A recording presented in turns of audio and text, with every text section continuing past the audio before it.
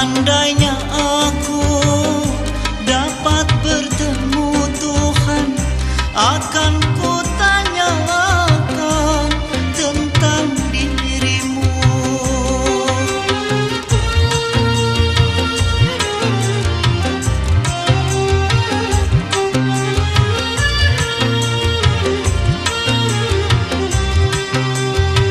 Seandainya aku dapat bertemu Tuhan, akan ku tanyakan tentang dirimu.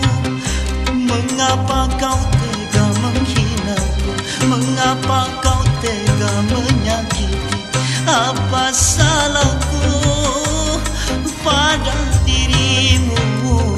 Lebih baik kau berikan aku segelas